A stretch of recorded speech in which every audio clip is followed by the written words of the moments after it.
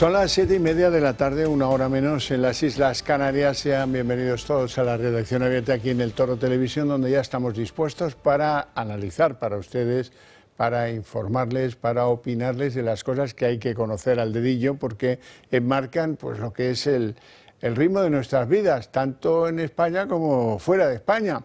Y eso hay que hacerlo, o hay que saber hacerlo, ahí está la clave, con valentía y con rigor, que es nuestro compromiso, el que nosotros pues exhibimos aquí para todos vosotros. Y dentro de un ambiente general que, pues ya lo notáis por el sabor, es el de las libertades. Aquí la gente no viene con un argumentario del partido, unas fichitas, y voy a decir lo mismo que todos. No son como los del gobierno. Nada, esto de Puigdemont no nos ha dolido, que va, no, tenemos cuerda para el rato, vamos a sudar la camiseta, nada. Aquí la gente viene a expresarse, a lo mejor equivocadamente, puede ser, a lo mejor no les sirve la opinión de alguno de los invitados, puede ser, pero siempre condicionados por un compromiso, el de la libertad. Aquí no se viene a defender consignas de nadie.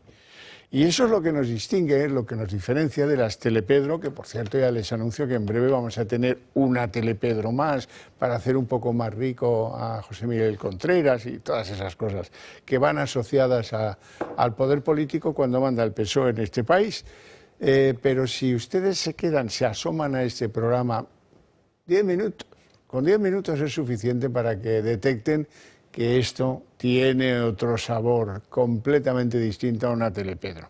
Bueno, hoy empezamos el programa hablando de salud. Ya me acompaña aquí don Adolfo Albistur. ¿Cómo estamos, don Adolfo? Muy bien, Xavier. Promotor del proyecto Protege su vida.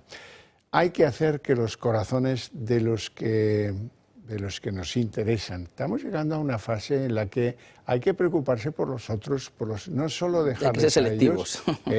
Hay que hacer que la gente de tu alrededor se preocupe también un poquito por tu salud, ¿no? Efectivamente. Quería decir un dato que ya hacía tiempo que no lo decía, pero creo que es el más importante. Porque cuando tú dices, vamos a colocar desfibriladores, ¿no? Pues todo el mundo, ¿en qué piensa? Pues un centro comercial muy grande, donde hay mucha gente, un gimnasio, evidentemente donde se juega al fútbol, todas estas cosas, ¿no? Y está bien, ¿no? Está bien tenerlo, evidentemente hay aglomeración de personas y puede ocurrir algo y un desfibrilador te salva la vida o te puede salvar la vida. Pero cuando vemos la estadística dice que el 80% de las paradas cardíacas que acaban en muerte, fuera de un hospital, evidentemente, es en nuestro hogar. Es decir, ahí que es donde más tiempo estamos, es donde realmente ocurre esa parada cardíaca. Entonces, ¿dónde tenemos que tener el desfibrilador? Pues cerquita al hogar, porque esos 12-15 minutos que tarda la ambulancia, cuando llegue ya no van a poder hacer nada, porque esa persona ya está muerta, porque cerebralmente se ha muerto. Entonces, ¿dónde tenerlos? Por favor, comunidades de vecinos, hago llamamientos, comunidades de vecinos, que nunca nos hemos quejado por tener un extintor porque nos han obligado, pero tengamos el desfibrilador, que no cuesta nada, que de verdad que no tocamos a nada. Y si no se pone de acuerdo, pues en mi hogar, si yo vivo un poco alejado, pues en un chalet, donde sea. Sí, pero el hogar es el hogar es el sitio más claro, cercano al hogar, donde más ocurre. Y luego, saber que es muy facilito de usar, es darle un botón, él te va comentando lo que hay que hacer, que fundamentalmente es poner dos pegatinas. O no se pondrá en marcha si lo estima oportuno. Eso es, está la corriente o no. Que no son un infarto. Pero para que lo pueda usar cualquier persona. Y luego tenemos, Xavier, este aparatito, que si esto es momento crítico donde hay que salvar la vida, sea como sea, este aparatito lo que es para saber cómo tenemos nuestro corazón. Es decir, el aparatito lo que vamos a conseguir es que colocando los dedos así de sencillo y con nuestro móvil al lado, con una aplicación, nos va a hacer un electro. Y podemos decir, oye, es que yo no tengo ni idea de leer un electro. Sé que se hace así, pero no te preocupes porque va a salir un informe. Es decir, te va a decir cómo estás. Si sale todo bien, no pasa nada, lo vas a leer, que está todo bien, correcto, etcétera. Pero si te sale cualquier arritmia, fibrilaciones auriculares, taquicardias, tenemos que ir al médico y consultarle por qué. Porque a lo mejor es una chorrada, pero a lo mejor es algo importante. Así que arritmias, taquicardias. El aparatito conserva los datos, se los puedes enseñar al cardiólogo. Efectivamente.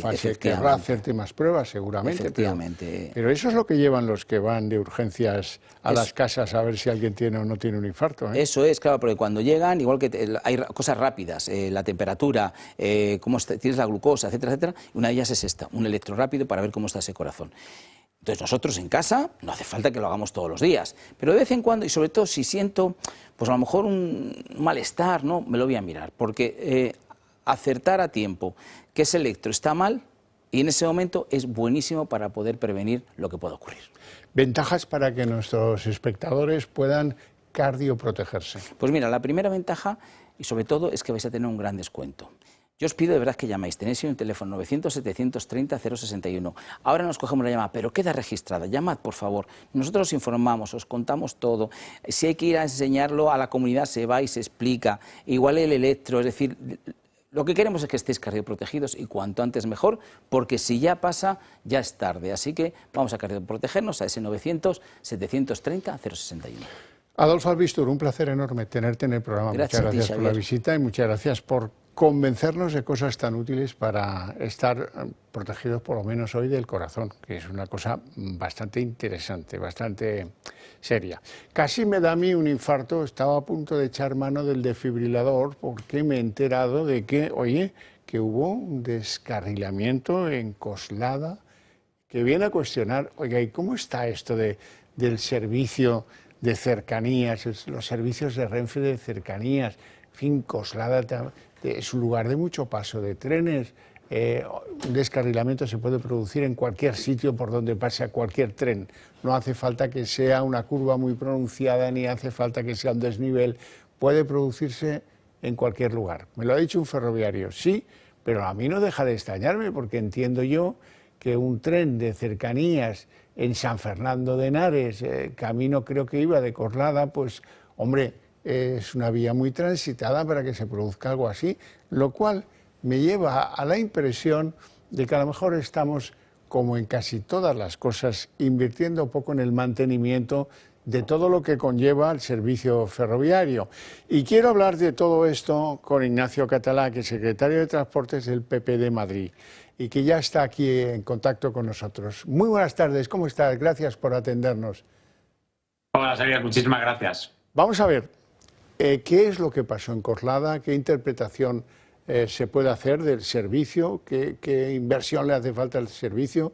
¿Cómo podemos garantizar algo crucial en un país donde la vivienda es muy cara? La gente va a tener que irse a vivir lejos de los centros de las ciudades. Para eso es esencial tener un servicio de cercanías de tren rápido, útil, cómodo y seguro. Bueno, pues no lo tenemos. No, y no lo tenemos desgraciadamente porque el gobierno socialista lleva 8 años sin invertir en cercanías de Madrid. El servicio de cercanías que todos madrileños utilizábamos con normalidad hasta hace 8 años, en este momento no es que ya sea un servicio que no es puntual, que no es limpio, es que también es inseguro, es que es el siguiente paso que estamos dando en este sentido. El Partido Popular en el año 2018 dejó presupuestados 5.000 millones de euros para inversión en cercanías, que iban a ser desde el año 2018 al año 2025. Bueno, pues el Partido Socialista cogió esos 5.000 millones de euros y los destinó a pagar facturas a los independentistas. Y de aquellos polvos en el Ministerio de Fomento, estos lodos. Es que este es el problema. Y ya el problema que tenemos también es que el Ministerio es incapaz de garantizar la seguridad de los ciudadanos. Ayer vimos un descarrilamiento muy grave, en el que hubo 6 personas que resultaron heridos leves. Y en el Partido Popular de Madrid llevamos muchos años denunciando que los incidentes, es decir, los retrasos, las demoras, las caídas de catenaria, acabarían convirtiéndose en accidentes. Y en este momento son accidentes con heridos leves. Pero es que, desgraciadamente, algún día, Dios no lo quiera, pero tendremos que acabar lamentando víctimas. Y en ese momento, ¿qué dirá el señor Óscar Puente? ¿Seguirá poniendo bromitas por Twitter? ¿Va a seguir haciendo risas? ¿O en algún momento se van a poner a trabajar? Claro, hablamos de Óscar Puente, del ministro de Transportes, que por cierto colgó una foto para hablar de no sé qué y se equivocó y puso una del Metro de Madrid. Siempre hay intención en Óscar Puente, ¿no? Sí, bueno, es que vemos como el ministro lleva 2 meses todo el rato haciendo bromitas con que si en la hora punta del Metro de Madrid hay mucha gente. Oiga, pues claro, siempre ha habido, y además ahora lo hay, con mayor incidencia, porque la línea 6, que es la principal línea de Metro de Madrid, está en obras. Y está en obras porque se está mejorando. El problema es que todas las incidencias que vemos en cercanías no es porque se estén haciendo mejoras, es porque no se están haciendo las intervenciones requeridas. Y tenemos a un pirómano político como es este señor, que en vez de dedicarse a lo que tiene que hacer, que es la gestión, a invertir y a garantizar la seguridad de los ciudadanos, pues está todo el día colgado del Twitter. Es que es el perfecto heredero del ministro Ábalos, que mientras tenía que haber estado haciendo las emisiones de cercanías, bueno, pues se dedicaba al cachondeo, a las señoritas, a convertir el ministerio en una agencia de colocación. Es que Koldo García era consejero de Renfe, que es de quien dependen los cercanías. Sí. Si teníamos a ese consejero de Renfe, claro, no nos podemos a sorprender con que se haya convertido en el peor transporte ferroviario que hay en España. Y, por cierto, un ministro que no le ha puesto un reparo a la transferencia de competencias de las rodalíes catalanas al gobierno de la Generalitat, ¿no?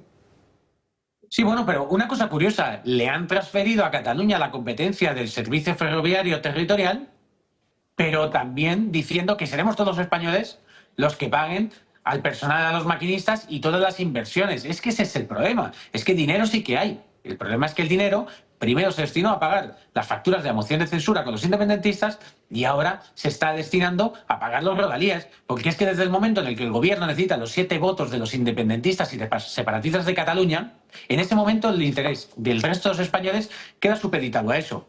Y lo que nos pasa es que nos encontramos que ayer una línea muy utilizada por trabajadores del corredor del Henares, por gente que volvía a su casa, por estudiantes, tuvo un descarrilamiento, como les decía, muy grave, con 6 heridos leves. Por cierto, el delegado del gobierno, que tantas bromas también se dedica a hacer todo el día por las redes sociales, bien podría, en vez de dedicarse a hacer el moñas por Madrid, ir a ver a esas personas que han resultado heridas por culpa de su negligente gestión. Sí, así es, y que podía, como decía usted antes, haber sido una verdadera tragedia. Don Ignacio Catalá, un abrazo muy fuerte, muchísimas gracias por las explicaciones. Nos quedamos un poco perturbados y molestos porque si esto es por falta de inversión en las infraestructuras, tiene un claro responsable. Y este que llegó de Rondón, pues es el que le toca ahora pechar con todo esto. Espero que le pidan comparecencias y que tenga que ir a dar explicaciones de qué es lo que falló para que se produzca un descarrilamiento. Pero hombre, si es que solo pensarlo ya uno deduce que las cosas así no pueden continuar. Bueno, pues como le decía, le deseo una feliz tarde y le agradezco mucho estos minutos en el programa. Gracias. A usted, muchísimas gracias. Hasta pronto. Hablemos además del descarrilamiento, pues en el panorama internacional podría descarrilar el acuerdo de paz entre los israelíes y los terroristas de Hamás. ¿Por qué? Pues porque dice Netanyahu que va a ordenar un bombardeo intenso y decidido sobre Gaza. ¿Por qué? Están muy cabreados. El primer ministro israelí está muy enfadado, ha convocado esta mañana una reunión de emergencia de sus gabinetes de guerra, digamos, porque Hamás ayer devolvió unos restos humanos supuestamente de uno de los rehenes capturado, hecho rehén en Israel, y han visto, después de analizarlo, que no corresponden esos restos al ADN que tienen registrado de todos los rehenes pendientes de devolución fallecidos en Gaza. Todo esto ha provocado la furia de Israel. Es el segundo engaño que se produce en este tipo de cosas y, desde luego, pues no va a favorecer la evolución de la paz. Ha habido otros choques sangrientos y violentos entre palestinos de Hamás y tropas israelíes, pero esto puede entrar en una espiral bastante peligrosa. Bueno, y hablemos de droga, porque hoy tengo algunos elementos, digamos, que demuestran qué es lo que nos pasa en materia de la droga. En primer lugar, nos vamos a Almería, para que vean que hay que impulsar cambios radicales y profundos. En Almería, como saben, la agricultura, una de las agriculturas típicas es la de invernadero.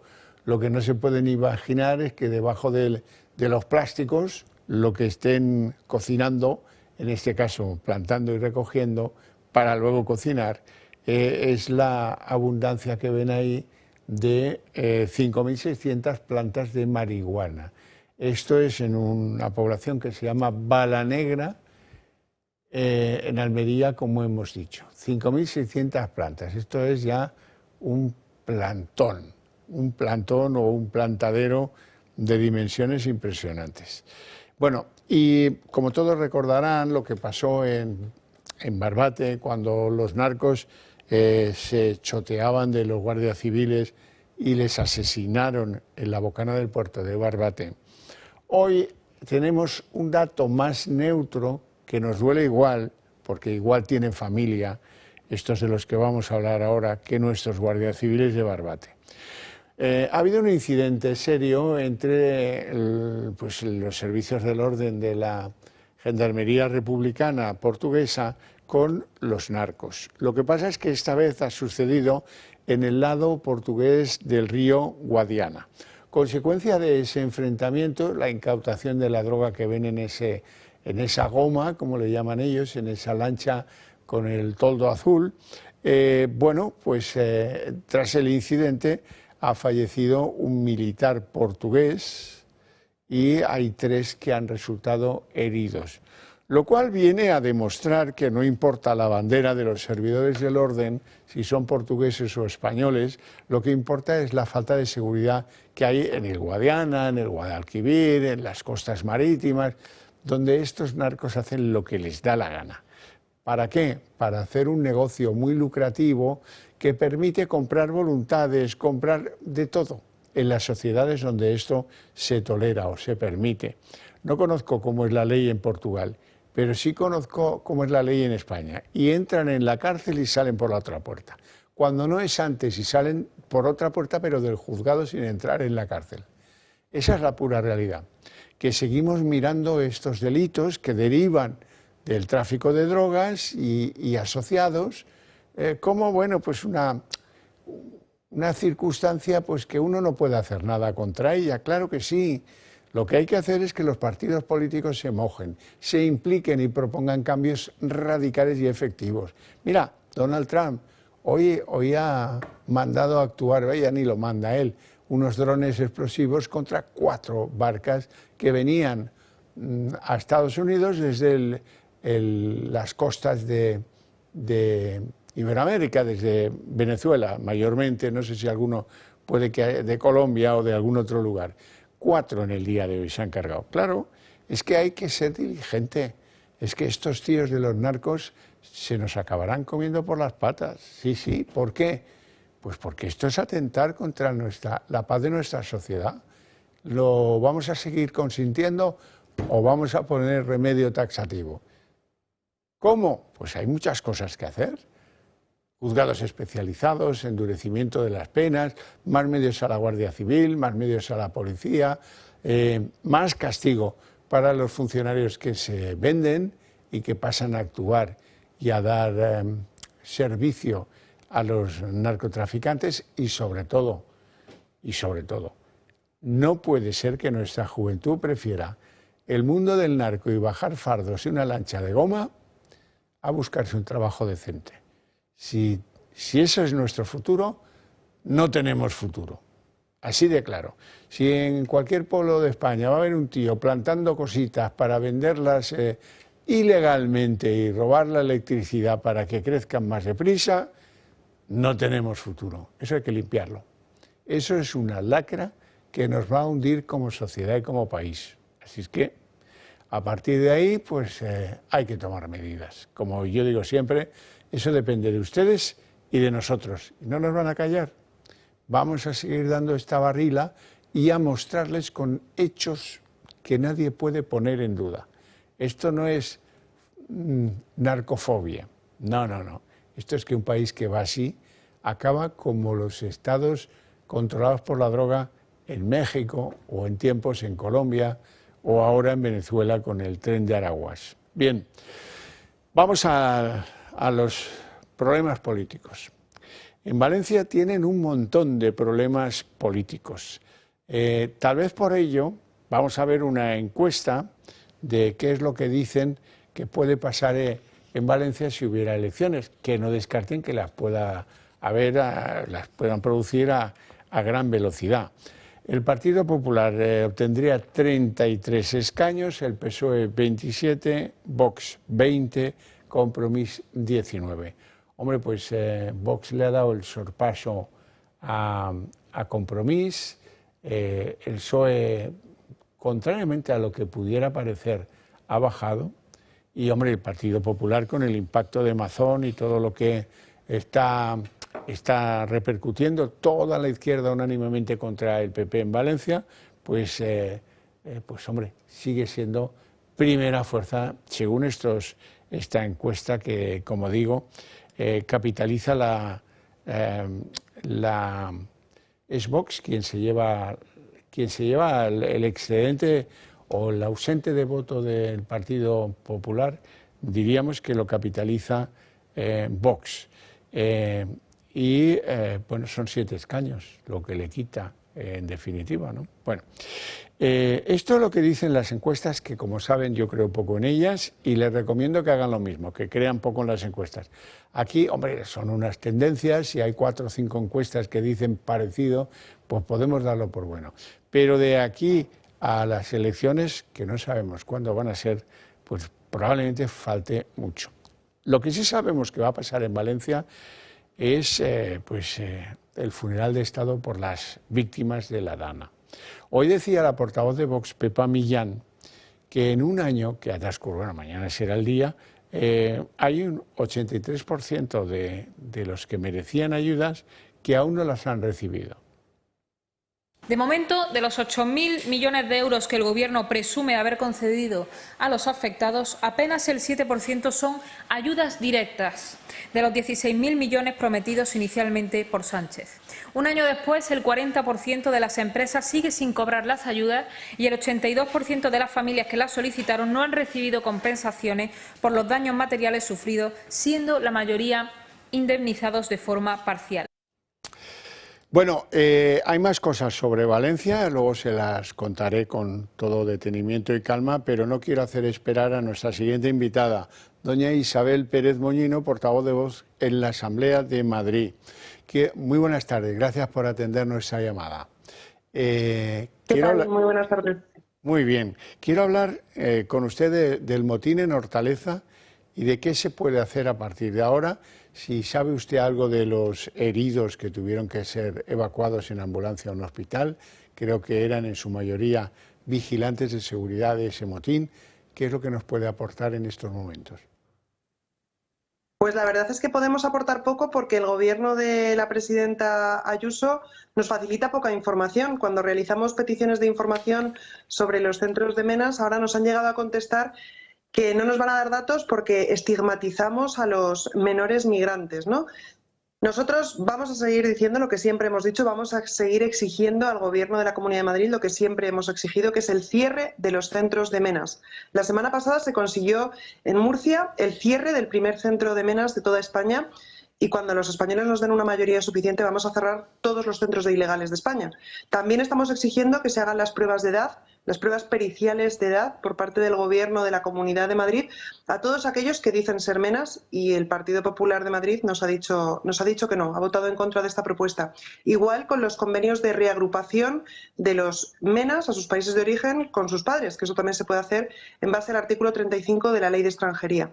Frente a esto nos encontramos la negativa del Partido Popular en Madrid, que no quieren hacer absolutamente nada, y nos encontramos con los problemas que están generando estos menas y falsos menas, tanto en los centros de menas como en las inmediaciones de estos centros, que están causando verdadero terror a los vecinos y verdaderos incidentes que están poniendo en peligro la vida y la integridad de los trabajadores y especialmente de las trabajadoras que prestan sus servicios en estos centros de ilegales. Claro, ¿y qué medidas se toman cuando uno de esos vigilantes, atacado, según creo, por un supuesto joven que era como un armario al que nadie le diría que no está en edad de formación militar incluso en su país, qué medidas se toman cuando alguno de esos vigilantes resulta herido, como es este caso? Han sido varios. Y ahora, ¿quién va a decirle a la Administración que algo debería hacer, no? Bueno, pues lo primero que hay que hacer es no silenciar estos hechos. Lo primero que tendría que hacer el Gobierno, un Gobierno responsable y decente, es trasladar a la oposición, en este caso al Grupo Parlamentario de Vox, toda la información que estamos solicitando en nombre de los madrileños que quieren saber esta información. El Partido Popular lo que tiene que hacer es dotar de transparencia todo lo que está ocurriendo en los centros de menas y lo que tiene que hacer es escuchar más las propuestas de Vox porque son propuestas de sentido común, propuestas que está reivindicando una gran mayoría de madrileños y que el Partido Popular lo único que hace es votar en contra de estas propuestas. Cuando ocurren estas cosas en los centros de menas, estos incidentes delictivos, ahora tenemos que escuchar a la consejera de Ayuso diciendo que, bueno, que es que hay algunos niños muy revoltosos que se portan muy mal y que van a iniciar los expedientes de reagrupación a sus países de origen. Pero la verdad es que hace unos meses esta misma consejera de Ayuso nos decía que es que no saben quiénes son sus padres, cuando sabemos por los informes de servicios sociales que estos supuestos menas y falsos menas tienen contacto con sus familias de sus países de origen. Entonces, claro que se pueden hacer cosas y lo primero que hay que hacer es remangarse, ponerse a trabajar y dejar de estafar a todos los madrileños y sobre todo facilitar información a la oposición, porque nosotros desde Vox sí queremos trabajar para devolver la seguridad y garantizar la paz de los vecinos de Hortaleza, de Batán y de Fuenlabrada y de tantos otros sitios donde el Gobierno de la Comunidad de Madrid ha decidido ubicar estos centros de menas. Doña Isabel Pérez Moñino, un placer enorme tenerte en el programa. Te mando un fuerte abrazo, te deseo una feliz tarde.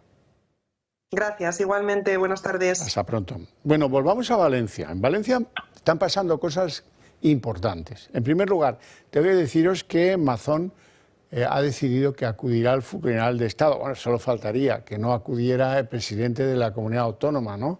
Bueno, pues Mazón va a estar allí. La izquierda sigue pidiendo lo mismo. Van a escuchar cómo Sumar exige la dimisión de Mazón. Es verdad que han ido saliendo incongruencias en el relato de los hechos que él mismo dio a propósito de pues, en qué momento llegó al CECOPI, al centro de emergencias, si lo hizo, a qué hora llegó, con quién habló. Todo eso pues aparecen cosas bastante raras. Por ejemplo, que, como dijo él, pues no se levantó de una comida que tenía para irse al CECOPI, sino que incluso se permitió acompañar al parking a la periodista con la que estaba comiendo. Bueno, en fin, esto ha puesto a sulfurado a la izquierda, que ya saben que ha mordido el tobillo a este hombre, a Mazón, y no lo piensa soltar. Sumar pide la dimisión de Mazón.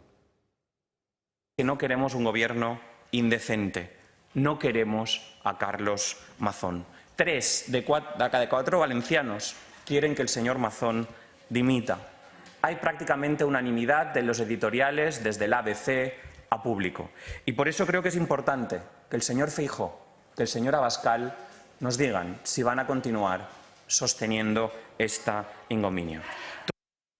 Bueno, pues hoy ha pasado algo muy relevante en esta materia y es una reflexión en voz alta de Alberto Núñez Feijóo, del líder del Partido Popular, que dice que Mazón va a tener que explicarse sobre todo esto nuevo que está apareciendo ahora y que desvirtúa la versión que dio, va a tener que explicarla detenidamente, lo cual viene a querer decir que podría pasar alguna cosa en torno al futuro de Carlos Mazón.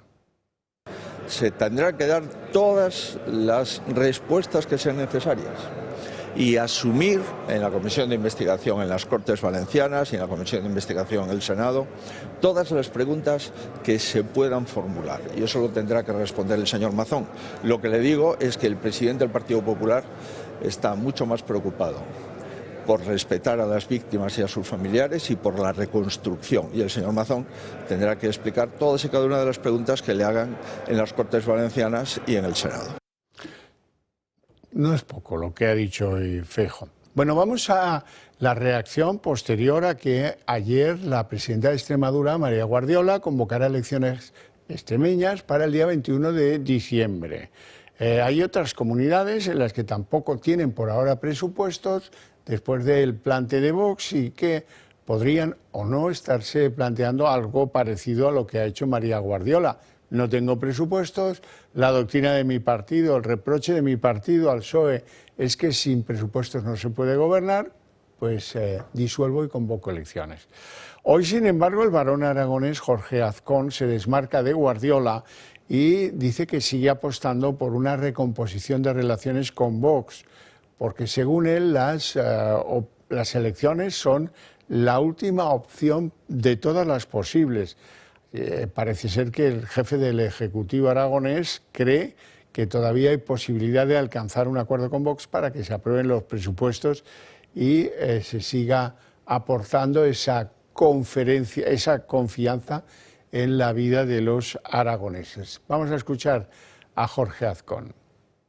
Respeto las decisiones, faltaría más, que toman todos los presidentes, pero creo que las elecciones son la última opción. Yo creo que en Aragón existe la posibilidad de que aprobemos un presupuesto que siga mejorando la vida de los aragoneses, porque tenemos la posibilidad de presentar un presupuesto histórico, un presupuesto que mejore la educación, que mejore la sanidad, que siga poniendo en marcha políticas de vivienda, que siga construyendo carreteras, centros de salud, colegios. Es la oportunidad de hacer Aragón mejor de lo que ya es. Bueno, tenemos entonces que en Aragón confían en convencer a Vox. Y en Castilla-La Mancha, ¿cuál es la opción que toma Alfonso Fernández Mañueco? Castilla-León, Castilla-La Mancha, estoy yo distraído hoy. Dice que no va a adelantar elecciones. Nosotros no queremos vincular la aprobación de los presupuestos con el ritmo electoral. Prácticamente, si se aprueban o no los presupuestos, serán a final de año. En marzo acaba la legislatura, comprometí que íbamos a agotar la legislatura, agotaremos la legislatura y las elecciones serán en marzo. Bueno, pues sí, es verdad, por poco tiempo le queda. Este elude con el burladero del calendario, ya tiene resuelto el asunto. No necesita, como en otros casos, pues forzar el adelanto electoral. Nos vamos a ir a publicidad, pero antes os quiero recordar la conveniencia de que penséis en que la mejor manera para hacer que las ideas que compartimos avancen en nuestra sociedad es apoyarnos a nosotros, porque vamos más deprisa que ir uno a uno y en plan francotirador. Así es que, si habéis llegado a ese convencimiento, acercaros al Club de Amigos del Toro Televisión, entrar a formar parte del mismo. O si lo queréis, ya queda poco para final de año, pues hombre, que sepáis que hay un instrumento que si nos hacéis una donación podéis desgravaros de la renta una determinada cantidad. Cualquier duda sobre ese particular, cualquier explicación que os pueda ser útil sobre ese particular, cómo beneficiarnos de una ayuda al Toro Televisión, os la explicarán encantados en el 91 616 2464 o en las redes sociales del Club de Amigos.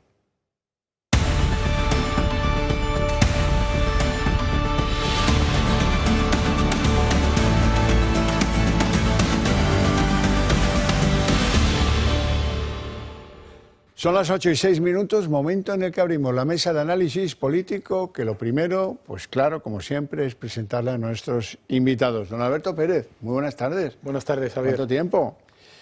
Acción Liberal, Red de Familia y tantas cosas. Bueno, bienvenido. Don Francisco Galeote, bienvenido también, que es usted diputado en la Asamblea de Madrid, del Partido Popular, y además tiene responsabilidades en el área jurídica, ¿no?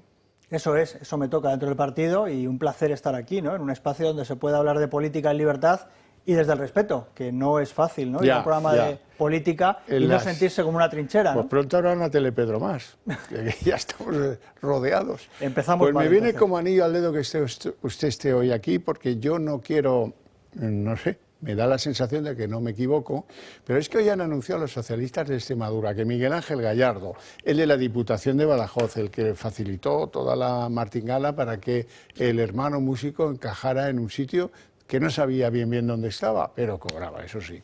El que consintió que, siendo un contratado público, se haga ciudadano fiscal portugués. El que consiente que, pagando la Diputación de Badajoz, traslade su domicilio a El Bas, que no está muy lejos, pero es otro país, a todos los efectos. Bueno, pues ese va a ser el candidato del PSOE, el número 1 de la lista del PSOE en Extremadura, elecciones del 21 de diciembre, que están a tocar. Por supuesto, lo van a refrendar, él es el secretario general, lo consiguió con aquella martingala, ¿se acuerdan?, de hacer que 4 que estaban por delante de él en la lista fueran a dimitir al mismo notario la misma tarde como una cuerda de presos. Bueno, pues esto ya está para ser refrendado. Se pasa en el principio de las... esto que el PSOE decía que era la octava maravilla, lo de las primarias. Bueno, ni hay primarias ni hay historia. Y yo creo, y ahora te lo pongo a consideración, que es la primera vez que hay un líder de una lista de un partido con opciones de gobierno que está imputado, bueno, en este caso más que imputado, está procesado. Vamos a oír cómo lo cuenta el mismo protagonista. Yo más que nunca Hoy estoy ilusionado, tengo fuerzas y sobre todo tengo ambición porque esta tierra cambie. Y lo vamos a demostrar, le vamos a devolver a esta tierra la confianza en lo que somos y volver a demostrar que esta tierra avanza, puede avanzar. Esto es un fracaso político del Gobierno de Guardiola que no lo podíamos haber ahorrado y más en Navidad, pero que estoy convencido que los extremeños van a decir que Guardiola se coma los turrones en su casa. Con ese discurso gana fijo, vamos. Bueno, es sorprendente, la verdad. Yo no seré quien dé lecciones a los partidos sobre cómo tienen que organizarse y respeto mucho las decisiones que tomen, pero desde luego llama mucho la atención, ¿no? Un partido como el Partido Socialista, que nos da tantas lecciones de tantas cosas, sobre regeneración democrática, sobre cómo hay que comportarse las instituciones, y luego ponen a un candidato que está imputado por un caso grave de corrupción y de nepotismo, ¿no? que es el caso hermano Pedro Sánchez, ¿no? El que colocó al hermano de Pedro Sánchez en la Diputación es premiado para ser candidato en Extremadura. Si algo pone de manifiesto esto es, bueno, sin duda, la hipocresía del Partido Socialista en cuanto a que, tanto que nos decían de primarias, desde luego aquí no hay primarias, aquí solo es el dedazo de Pedro Sánchez, incluso yo me atrevería a decir la defunción del propio partido, ¿no? Porque un partido que no toma ninguna decisión y que todas vienen impuestas desde Pedro Sánchez, hombre, yo creo que es preocupante para los socialistas extremeños, ¿no? Que seguramente, si pudieran elegir, y por eso no hay primarias, igual no elegirían este candidato, pero ellos verán. A lo mejor tiene algo de dilatorio, porque supongo que si él se presenta a las elecciones cuando arranque la campaña electoral, tendrán que paralizar el procedimiento de ir a la sentencia de este caso de corrupción. Formalmente no. Lo que pasa es que es verdad que hay un principio judicial que los juzgados en España, a pesar de lo que dice el Gobierno, procuran no interferir y no entrometerse en los procesos electorales y, efectivamente, no suelen dar noticias en estos momentos, ¿no? Que no quiere decir que paralicen el procedimiento. En absoluto. Es decir, claro, a posteriori. Pero ganan unos meses con esta decisión. Puestos a buscarle algún sentido. Si me permites, lo que se garantiza, y es lo que él estaba buscando, es el aforamiento. Tanto que él ha dicho que no, esto, claro, se lo han dicho ahora, pero a partir de las elecciones, a partir de diciembre, claramente ya si su aforamiento será indiscutido. Y a pesar de que él ha negado, a pesar de que él iba a renunciar, desde luego a partir del 22 de diciembre lo que obtiene es un aforamiento. Sí, sí, bueno, sí, pero un aforamiento, sí, vale, un aforamiento que le tendrán que juzgar en el Tribunal Superior de Justicia, en lugar del procedimiento de instrucción, pero ¿no? El procedimiento continúa, evidentemente. No, él gana tiempo, porque claro, en el Superior de Extremadura, si les llega la cosa así como está ahora, querrán instruirla por ellos mismos, con lo cual para él esto tiene interés, sí. Bueno, Alberto. Gallardo sabe dónde está su oficina, ¿no? Sabe dónde está su puesto de trabajo, ¿no? No lo dé por hecho. No lo demos por hecho. Bueno, ellos continúan con su relato, y su relato es la inocencia del hermano de Pedro Sánchez. Y como para ellos, y el relato que quieren dejar en la sociedad, es que el hermano de Pedro Sánchez es inocente y por tanto Miguel Ángel Gallardo también lo es, pues quitar a Gallardo de en medio ahora que se presentan a unas elecciones, pues sería de alguna manera, o de cara a la opinión pública, asumir que pudiera tener alguna responsabilidad. Por lo tanto, pues vamos hacia adelante. ¿Por qué? Porque somos inocentes. Somos inocentes. Ahora bien, y lo comentábamos antes de entrar en antena, ojo el que le tenga que votar. Ojo el socialista de a pie de Extremadura que tenga que votar a un procesado por corrupción, porque esto es corrupción política. Cuidado, Vaya estómago va a tener el votante socialista de Extremadura si vota a este señor. Vaya estómago. Y sin competencia, porque aquí si hubiera unas primarias, pues podemos... No, es que dices que no hay tiempo para hacer. Mire usted, en Junts han organizado en 3 días una consulta a las bases sobre la ruptura con Pedro Sánchez. ¿Cuántos que tiene? ¿Cientos de miles de millones de afiliados el PSOE en Extremadura para no poder hacer una primaria? Esto es tan sencillo. Más que habitantes. Se convocan, se contesta por internet y hace puñetas y ya está. Eso no, pero lo que no hay es coraje político. Entonces, no defendáis las primarias y luego no vais a hacer primarias en ningún sitio. Me parece que por ahí van los tiros.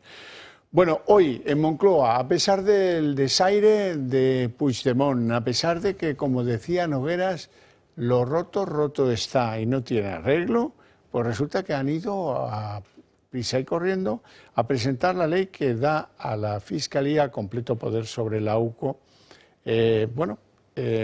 y que Bolaños ha aprobado en Consejo de Ministros esa macro reforma judicial, que para muchos es un disparate, que no entrará en vigor hasta el año 2028, pero que muchos creemos que no llegará a haber el momento en el que se pase a aprobación, porque las mayorías han cambiado y ahora en el Congreso hay 198 votos en contra de Pedro Sánchez, con los de Junts, ¿verdad? Con lo cual, darse prisa en este tipo de exhibiciones impúdicas de que a mí me da igual porque yo lo valgo o porque sudo la camiseta. Decía, hoy le preguntaban al señorito Félix Bolaños, ¿y cómo va a hacer usted para que esto prospere? Dice, no, vamos a llamar a todas las puertas, incluido a la puerta del principal partido de la oposición, que va a estar encantado, Bolaños, de firmarte esta propuesta rupturista que le quita la instrucción de los casos a los jueces y se la entrega a los fiscales. Bien, buen criterio. Vamos con el resumen de todo esto. El Consejo de Ministros ha dado el primer paso para reformar la ley de enjuiciamiento criminal. Han tenido que pasar 12 papas, 4 reyes, 2 presidentes de la República, 2 dictadores, 44 presidentes del Gobierno y 106 ministros de Justicia para que hoy el Consejo de Ministros apruebe la nueva ley de enjuiciamiento criminal que agiliza, que moderniza y que europeiza nuestro proceso penal. El ministro Bolaños saca pecho de esta norma que lleva su sello. Sin embargo, la reforma está generando polémica. Por primera vez, la investigación penal pasará a estar dirigida por la Fiscalía en lugar de por los jueces. Con la norma también se regula la acusación popular. Ya no podrán ejercer este papel las personas jurídicas públicas, los partidos políticos, los sindicatos o las asociaciones que dependen de ellos. Un punto que no convence a sus socios de Sumar. Incluso las asociaciones judiciales avisan del alto riesgo de politización de la justicia. Entregar la instrucción de las investigaciones penales a los fiscales sin previamente garantizar su autonomía real implica un enorme riesgo de politización. Una ley así exige garantizar la imparcialidad de los fiscales y al mismo tiempo un amplio consenso que hoy no existe. Resulta muy llamativo el momento escogido por el Gobierno para sacar adelante esta reforma. Recuerden que faltan apenas unos días para que se abra el juicio oral contra el fiscal general del Estado y la situación de Pedro Sánchez, cercado por la corrupción en su entorno. Sin embargo, para aprobar la reforma, el Ejecutivo de Sánchez necesitará recabar todos los apoyos necesarios en el Congreso, algo que el Gobierno no tiene garantizado en estos momentos tras la ruptura definitiva de Junts. Aún así, desde el Gobierno hacen oídos sordos y obvian la realidad.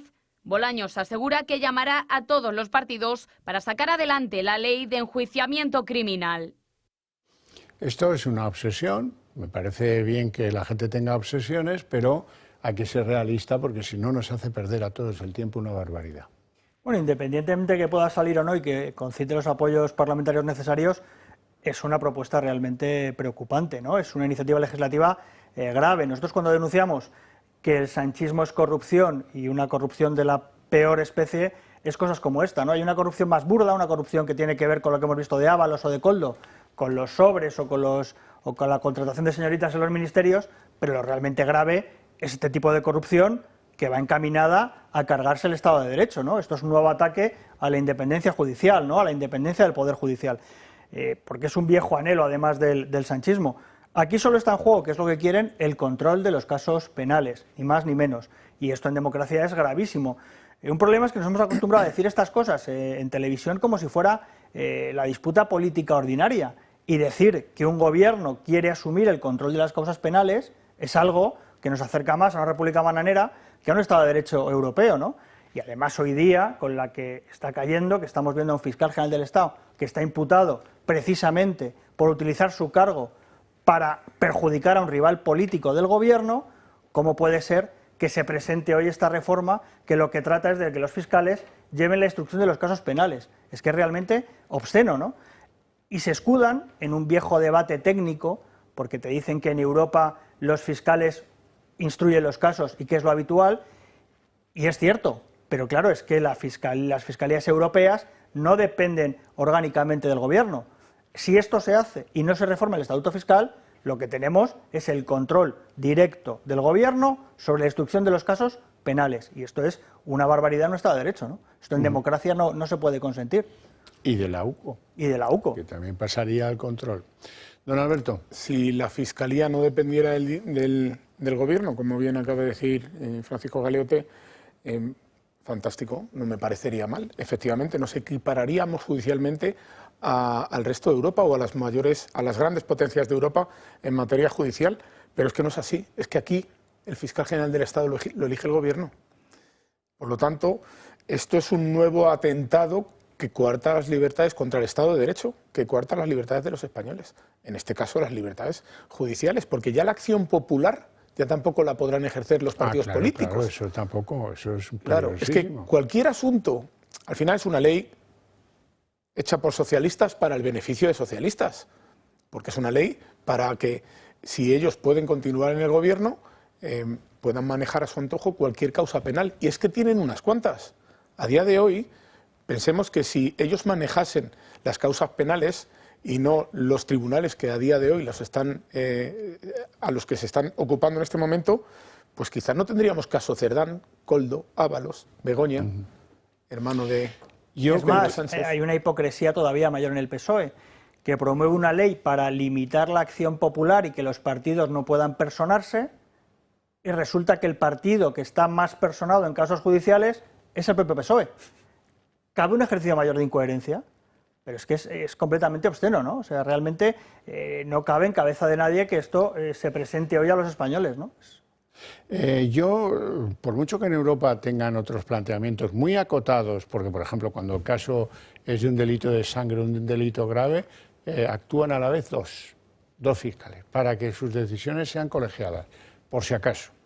Por si acaso hay alguno que no toma la... No.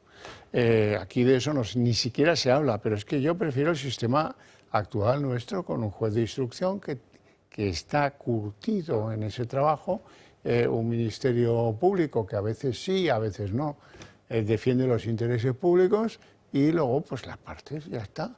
Me parece mucho más hijo de nuestra historia. Ahora que nos vamos a inventar 7.000 fiscales que van a asumir funciones de juez de instrucción el 1 de enero del 28, así, unos señores que vienen de un mundo que, en fin, como si vinieran del otro lado del telón de acero, ¿eh? Vienen de un mundo donde se ha metido a balazos lo que tienen que hacer a cada uno de ellos en sus cabecitas. Los jueces están en otra historia.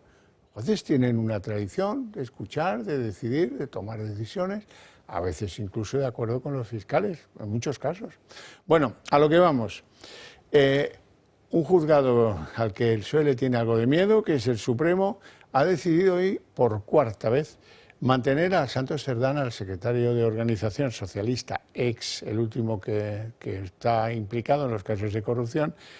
No lo va a sacar de la cárcel y ha desmontado la idea del agravio comparativo. Dice que no lo hay con Ábalos y Koldo, porque, por muchas razones, porque, entre otras, que si sale puede cambiar el ritmo y la localización de las cosas y escamotear algunas pruebas al sumario, a la instrucción del sumario. Vamos a verlo.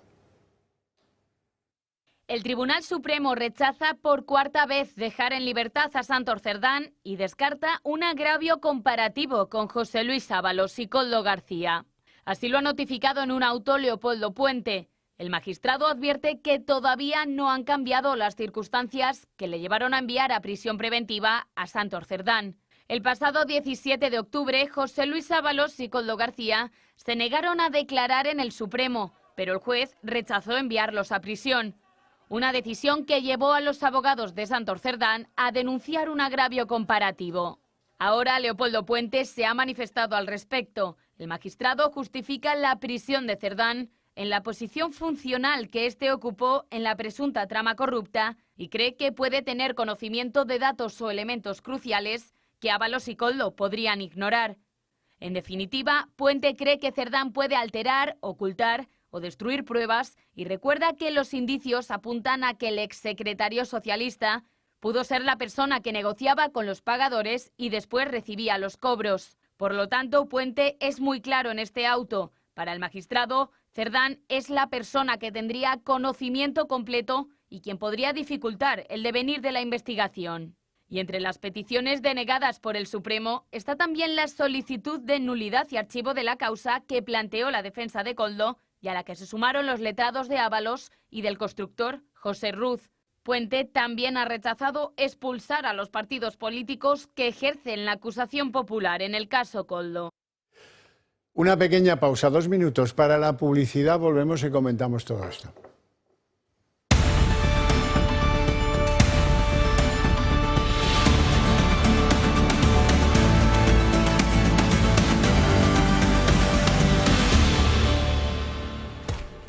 Alberto Pérez, así es que Cerdán se va a comer los turrones, o buena parte de ellos, en Soto del Real. Parece ser que así va a ser, pero esto, bueno, que no nos sorprenda tampoco, esto es habitual en nuestro sistema judicial, que en un procedimiento penal uno de los implicados, en este caso el que parece ser que era el cabecilla, hasta que pillen a Sánchez, o uno de los cabecillas, esté en prisión, en una prisión preventiva, y el resto de imputados o implicados pues estén fuera. Es que lo ha dejado muy claro en el auto, en este caso del juez. Es que puede alterar las pruebas, puede destruir pruebas. Bueno, pues una persona que tiene riesgo de alterar determinadas pruebas que pueden ser muy importantes para el procedimiento, pues se queda dentro. Y nuestro ordenamiento jurídico así lo contempla, por lo tanto, tampoco es algo de extrañar, en mi opinión. Exactamente, ¿no? Si decimos que en España impera el Estado de Derecho, pues una de las máximas de ese axioma es que se respeta las decisiones judiciales. El ordenamiento, como dice Alberto, prevé que una medida cautelar como es la prisión y que es excepcional, solo se da por unas causas tasadas y son, como dice Alberto, la destrucción de pruebas, el riesgo de fuga, la reiteración delictiva, y un juez que instruye un caso entiende que se puede dar esos riesgos en una persona y no en otro. Por tanto, aquí no se puede impostar una pretendida equiparación, como hace alguna de las partes, ¿no? Aquí uno no va a prisión preventiva por equiparación con otro, va si se dan alguna de estas causas. Si el juez considera que no se dan, pues respeto absoluto, ¿no? Bueno, vamos a un asunto mollar del día de hoy, que es preguntarnos si Sánchez tiene legitimidad para gobernar después de la ruptura con los de Puigdemont. Tiene 2 reválidas que son hoy por hoy imposibles. 1, superar los presupuestos, por mucho que los presente, o si los llega a presentar. Y 2, la cuestión de confianza que algunos le reclaman. Por ejemplo, Clavijo, el de Coalición Canaria, que le pide a Sánchez, pues eso, que se someta a una cuestión de confianza.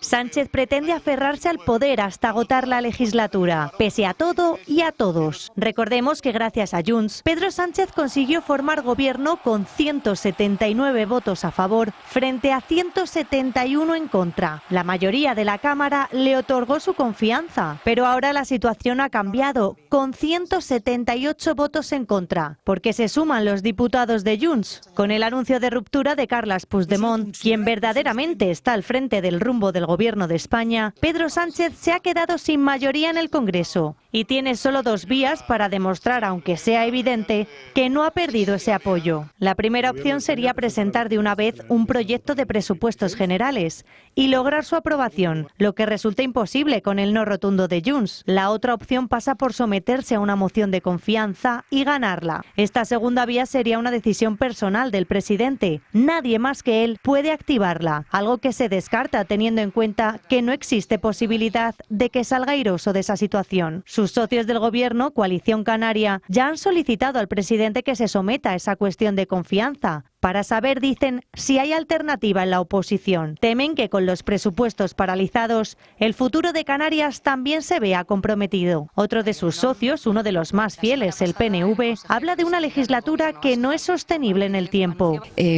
Estamos en una fase en la que ahora hay una mayoría negativa. Si el Partido Socialista, y el Gobierno no consigue aunar una mayoría positiva, pues la verdad esta es una fase ya poco sostenible. Aún así, sabiendo que no tiene respaldo para gobernar, Pedro Sánchez podría usar los presupuestos como excusa para retrasar la convocatoria de elecciones, dejando al país atrapado en un plazo infinito, ya que con el mapa actual los presupuestos nunca saldrían adelante en el Congreso.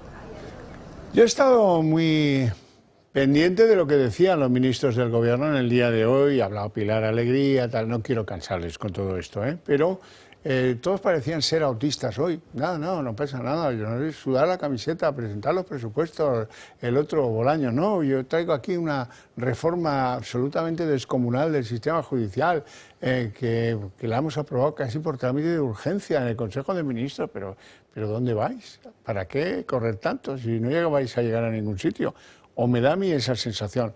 Creo que lo dejaba muy claro Míriam Nogueras, la portavoz de Junts. Sí, ayer lo dijimos muy claro, damos por rota esta relación. También dijimos que el máximo responsable de esto es el mismo Partido Socialista, que se ha vuelto experto en no cumplir acuerdos que se cierran. Que lo que ahora va a hacer Junts se va a ver en la pantalla del marcador. Cada voto se va a ver en el momento. Se han acabado las negociaciones en Suiza, en el Congreso, con el Gobierno. Bueno, y el hombre clave es Feijóo. ¿Cómo lo ve Feijóo? Porque de él va a depender a lo mejor un acercamiento a Junts para intentar que apoye una moción de censura o no. ¿Cómo lo ve? Ahora lo escuchamos. Con un presidente sin presupuestos, sin capacidad legislativa y sin mayoría parlamentaria no se puede seguir. No seguiría en ningún país del mundo un primer ministro. Lamento que el señor Sánchez sea el primer problema de los españoles en este momento. Francisco. Bueno, si la pregunta es si Sánchez tiene legitimidad para gobernar, para mí la respuesta es clara y es que no.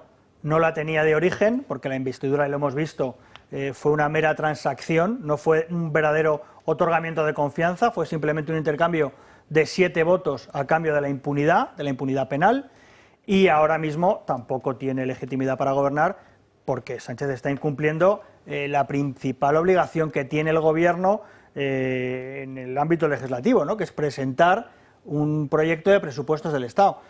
Es la norma más importante y además la que supone el mayor grado de fiscalización y control de la Cámara, porque al final las preguntas de los miércoles están muy bien, pero donde de verdad se controla el Gobierno es con el gasto que va a llevar a cabo, ¿no? Y no someterse a ese control quiere decir que no se tiene la confianza de la Cámara. Si no hay confianza, no puede continuar la legislatura. Y es que no lo ha habido nunca. Esta Cámara no ha aprobado nunca unos presupuestos. Es que en ningún momento esta Cámara se ha posicionado claramente para dar la confianza a Sánchez. Con lo cual, en cuanto a que la investidura fue legal, una mayoría parlamentaria, nuestro sistema lo prevé así, pero en cuanto a legitimidad, que es otra cosa, claramente no. Alberto. En mi opinión, no va a ocurrir nada que no haya ocurrido hasta el momento. Coalición Canaria parece que ahora se ponen nerviosos porque que no haya presupuestos puede dejarles en una situación complicada en Canarias porque quizás no haya inversión en Canarias. Pero si es que no la ha habido, como ha dicho Francisco Galeote, no la ha habido hasta el momento. Es que los últimos presupuestos se aprobaron en 2022, que eran los presupuestos de 2023. Por lo tanto, si no la ha habido hasta el momento, ¿por qué ahora queremos someter a una moción de confianza? Que habrá 4 prebendas para que no haya esa moción de confianza. La cuestión de Puigdemont, en mi opinión, es un brindis al sol, porque Puigdemont no va a dejar de apoyar. Imaginémonos que el Partido Socialista mañana intenta impulsar un paquete de medidas para favorecer, como hace habitualmente, a Cataluña. ¿No lo va a apoyar Puigdemont? Y a lo mejor ese apoyo, porque no se va a negar a hacerlo, Puigdemont, a él electoralmente no le viene bien. En mi opinión, Puigdemont ha hecho esto porque le están pisando ya, está viendo por el retrovisor de izquierda Alianza Catalana, que es este partido independentista novedoso que ha surgido en Cataluña y como parece que las encuestas les dan bastante representación, pues estos tienen que mover ficha. Pero en mi opinión, en el Estado español y en el Gobierno no va a pasar nada. Incluso diría que Pedro Sánchez tiene una mayor justificación para ni siquiera presentar los presupuestos, porque como no tiene los apoyos, porque ya Junts ya se los ha quitado, pues miren, ni siquiera los presentamos. Ya los debería de haber presentado y no lo ha hecho. Bueno, pero es una obligación constitucional en cualquier caso que Eso no te puedes saltar a la torera. Y además sí que yo creo que conviene analizar exactamente lo que dice Junts, ¿no? Los términos que utiliza, ¿no? Y es eso de reiterados incumplimientos. Si uno analiza lo que ha pasado en toda esta legislatura, a mí me gustaría saber qué incumplimientos son esos, ¿no? Que se verbalicen, que alguien los explique, porque les han dado primero los indultos, luego la amnistía, ahora se ha llegado a un acuerdo de financiación singular para Cataluña. Ya más que eso... Condonación de la deuda. La condonación de la deuda de la que la principal beneficiaria es Cataluña. ¿Qué otros acuerdos tenían que no nos han contado que se están incumpliendo? Yo lo decía al principio de su alocución, Puigdemont, teníamos que avanzar hacia la autodeterminación sin represión, y ahí no ha habido nada, y además él no lo dice, pero se le oye. Pero convendría que el Partido Socialista explicara de verdad abiertamente a los españoles qué acuerdos llegaron. Esa reunión que tuvieron entre Santos Cerdán, que hoy está en Soto del Real en prisión, y el prófugo de la justicia, exactamente hasta dónde fue capaz de llegar el Partido Socialista, ¿no? Prometió un referéndum, dio plazos para ese referéndum. Pues convendría que alguien lo explicara, la verdad. ¿Cuánto vendió del Estado español? Exacto, esa es la pregunta. ¿Cuánto vendió al independentismo? ¿Qué parte del Estado español vendió al independentismo? Para ver qué es lo que se ha incumplido. Bueno, vamos a ver otra perspectiva distinta de lo que es la actualidad política. El Partido Socialista ha admitido ante el Tribunal Supremo haber destinado 1 millón de euros al pago de gastos en efectivo. Dice que el dinero está justificado y que nunca ha manejado billetes de 500 euros, las famosas chistorras. El PSOE también admite que hubo 127.000 euros que se gastaron cuando Ábalos lideraba la Secretaría de Organización en liquidaciones que no siempre eran individualizadas. Entonces, ¿cómo que una liquidación no va a ser individualizada si hay que firmarla, retratarse, poner en la cuenta el DNI o lo que sea? ¿Cómo pueden ser unas liquidaciones en metálico globales? Bueno, da la sensación de que es una operación de control de daños de quien sabe que mañana va a ir a declarar al Supremo el antiguo gerente, don Mariano, el que ahora es presidente de la Empresa Nacional del Uranio. Y también va a ir Celia, que es esa chica dulce y amable que ponía los sobrecitos de las ventanillas, ponía para que se viera que había chicha, las lechugas, las chistorras, los soles, depende del caso.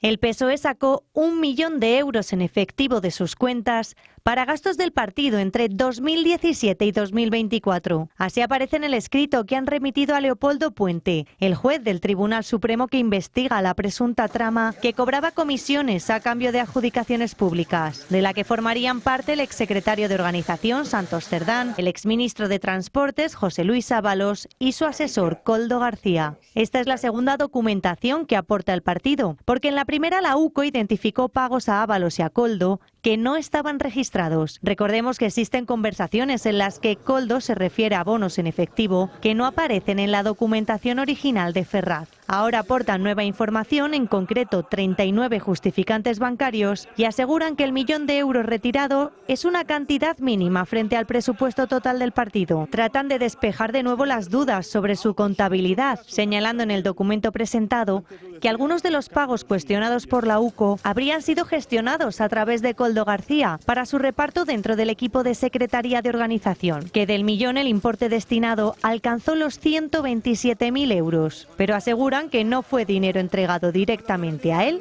ni a Ábalos. El PSOE aclara además que estos movimientos no figuran de manera individualizada en la contabilidad, sino como gastos globales del equipo, y que por eso no se incluyó esta nueva información en un principio. Recordemos además que Pedro Sánchez prohibió los pagos en efectivo de más de 1.000 euros. El mismo día que destituyó a Ábalos, el 10 de julio de 2021. Pero esa norma el PSOE se la ha saltado, al menos en pagos a Santos Cerdán, como uno de 1.072 euros el 30 de septiembre de 2023, incumpliendo el límite legal por lo menos en uno de los pagos certificados, al margen de todos los que pueden no figurar oficialmente en la contabilidad del PSOE. Bueno, poner unos burladeros para que cuando vaya el exgerente se pueda defender, ¿no? Alberto. Límite legal que el propio Partido Socialista implantó. Cuidado. Ellos están siendo víctimas de sus propias normas. Bueno, tiene bemoles, intentando hablar lo mejor posible, que el señor Pedro Sánchez llegase al gobierno a través de una moción de censura con la excusa de que el Partido Popular había sido condenado a título lucrativo por lucrarse de 245.000 euros, repito, a título lucrativo, que no tiene una consecuencia penal, pero que durante 7 años o 8 años haya salido más de 1 millón de euros en efectivo. Pero a mí no me preocupa cómo ha salido en efectivo, el por qué ha salido en efectivo. A mí me preocupa es cómo ha entrado ese dinero ahí. Porque cuando estamos viendo que hay causas abiertas contra máximos dirigentes del Partido Socialista de mordidas a empresas a través de contratos públicos, etcétera, etcétera, lo que me hace pensar, sin conocer toda la instrucción del caso, es que ese dinero no tiene muy buen... huele un poquito oscuro. Pero bueno, es un pensamiento simplemente y una opinión.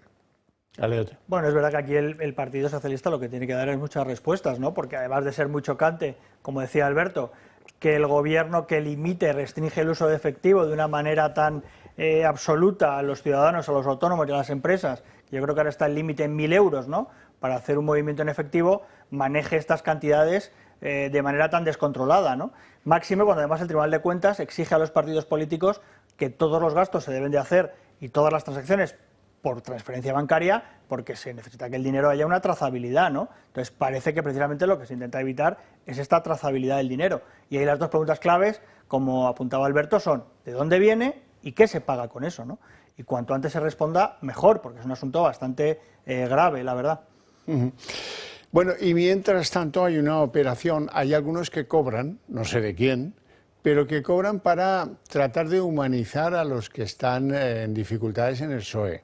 Ayer os contábamos cómo alguien publicaba, uy, pobre Santos Cerdán, verás, no podrá jubilarse antes de tiempo y además tendrá que volver a hacer de electricista y a lo mejor ya ni se acuerda porque dejó de hacerlo en 1989, ya se había inventado la electricidad, pero a lo mejor tantos años de poder, de control y de tal, pues ahora ya se le olvidó.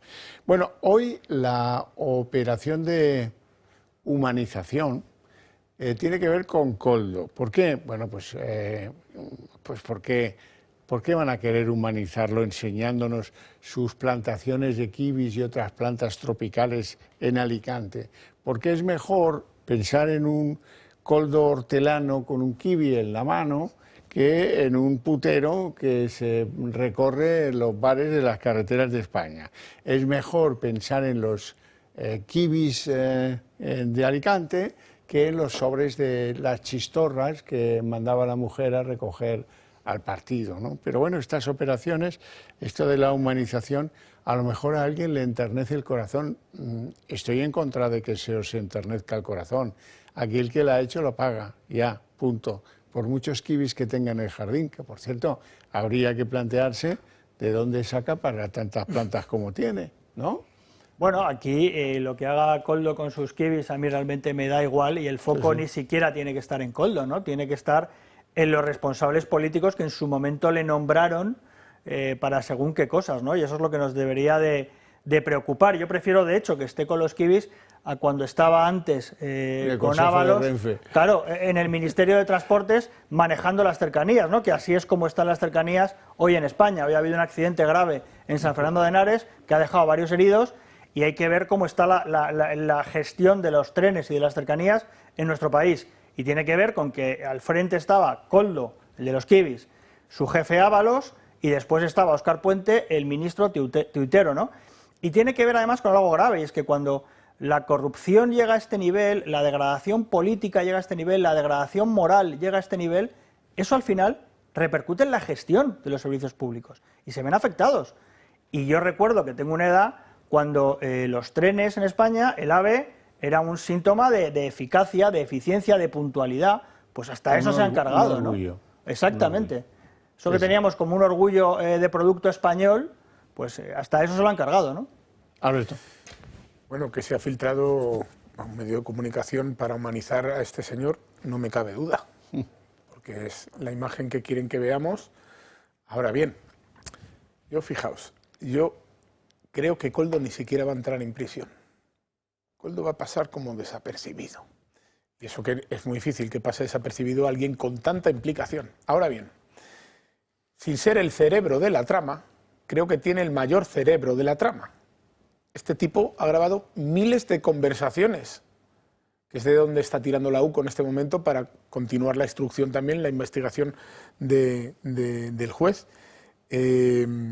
Alguien que se ocupa de grabar miles de conversaciones, a mí no se me pasa ni por la cabeza grabar miles de conversaciones, de ningún tipo.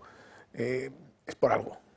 Quiero decir, algo tiene ahí. Entonces, no descartemos que este señor al final, como era un portero de discoteca, ahora ya socialista putero, pues que al final llegue a cierto acuerdo para que se siga tirando de la manta y este señor se vaya de rositas.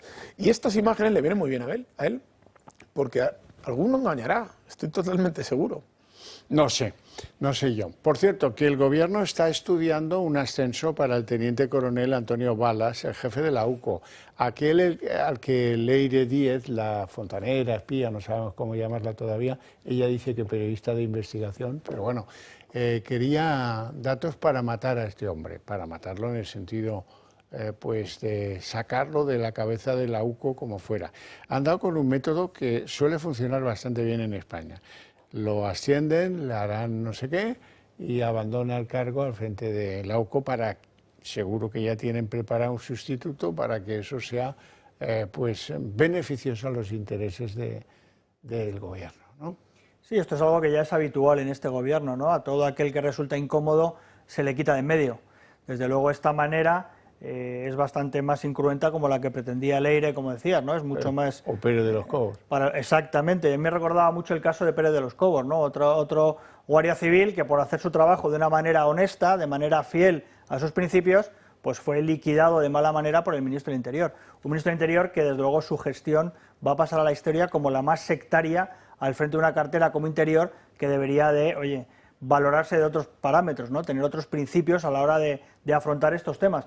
Pero desde luego es habitual en este gobierno que aquí Roma no paga traidores, no se perdona a quien no está alineado 100% con el gobierno, no con el Estado, y este gobierno debería aprender a distinguir que los funcionarios hacen su trabajo para lo que aprobaron oposiciones, para lo que se prepararon, para trabajar para el Estado, no para el gobierno, y no para los intereses de Marlaska, para los intereses de los españoles, y que si le resulta incómodo al señor Marlaska, igual el que sobra es Marlaska y no este señor. Pero esto es algo que yo creo que en lo que llevamos ya no lo hemos convencido y no creo que lo hagamos en lo que queda de legislatura, sinceramente. Por cierto que a propósito de Marlaska hay denuncias de que en Cataluña está desmantelando unidades que lo han dado todo en materia de lucha contra el terrorismo, contra la droga o de control de la inmigración. ¿Será que va haciendo camino por si acaso hay reencuentro con Puigdemont? No lo sé.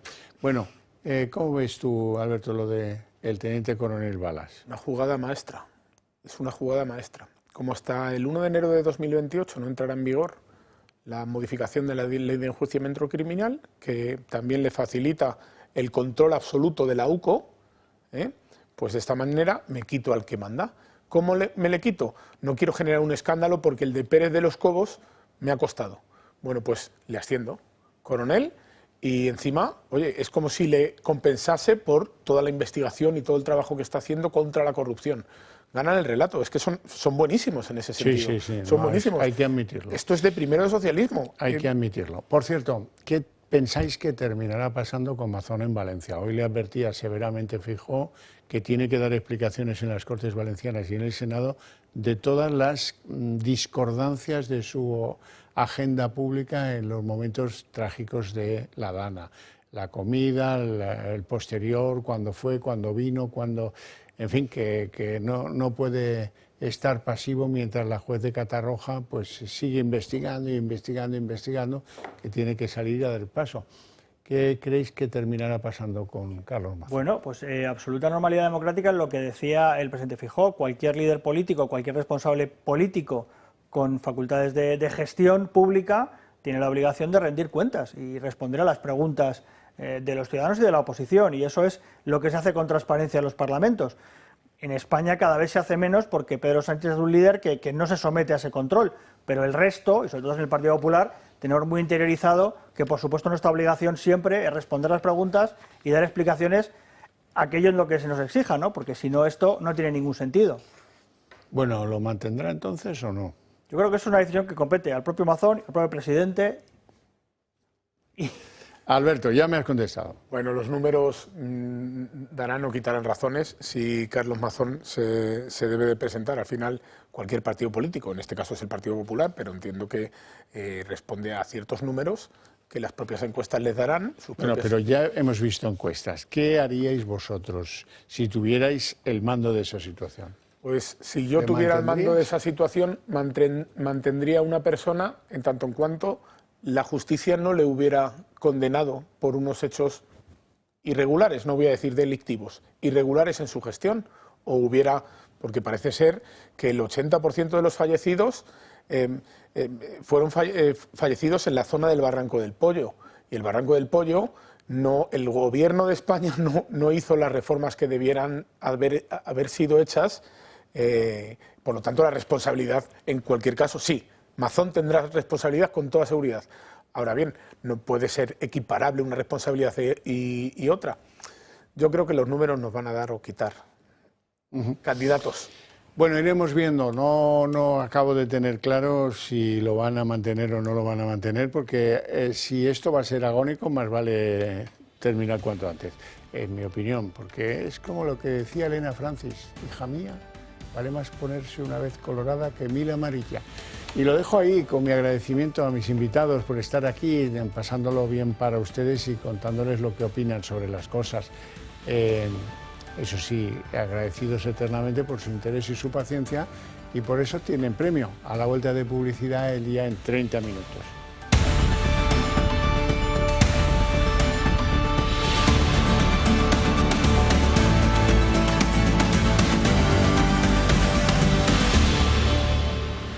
El día en 30 minutos. El Partido Socialista admite ante el Tribunal Supremo que sí, que se han gastado 1 millón de euros en pagos en metálico, en pagos en efectivo, aunque dice que todos corresponden a gastos ciertos y que ellos jamás utilizaron billetes de 500 euros. El PSOE también revela ahora que entregó 127.000 euros al equipo de Ábalos en liquidaciones en metálico, no siempre individualizadas.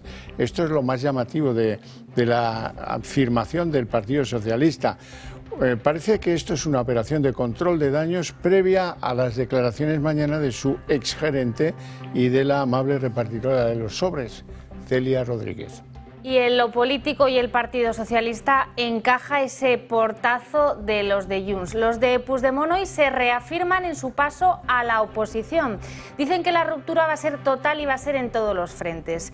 No habrá ley Bolaños, que ha sido hoy presentada en el Consejo de Ministros, no habrá presupuestos y el bloqueo será total a todas las iniciativas que pasen por el Congreso de los Diputados. Hoy su portavoz, precisamente en la Cámara Baja, Miriam Nogueras, insistía en una idea: no habrá reconciliación hasta que cobren todo lo que se les debe. Ayer dimos por cerrada la relación con el Partido Socialista. No habrá negociación en Suiza, no va a haberla en el Congreso de los Diputados, no va a haberla con el Gobierno español. Cuando hay un acuerdo y una parte no cumple, el acuerdo se rompe y lo que queremos es cobrar lo que no se ha cobrado. Y ya conocemos el literal, el redactado de la pregunta que los 6.000 militantes de Junts podrán contestar a partir de mañana sobre la continuidad de la relación con los de Sánchez, con el Gobierno de España. Allí lo están viendo en pantalla. La pregunta es, ¿está de acuerdo con la propuesta de la Dirección Nacional de dar por finalizado el acuerdo de investidura con el Partido Socialista a raíz de sus incumplimientos?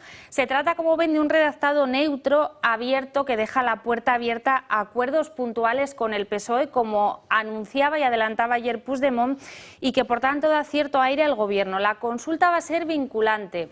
Van a tener que responder a ella los 6.000 militantes de Junts y se espera que refrenden la postura de Puigdemont, esto es, la de la ruptura. Podrán votar durante todo el día de mañana y hasta el jueves por la tarde. Se espera que el resultado se anuncie el próximo jueves a partir de las 6 de la tarde.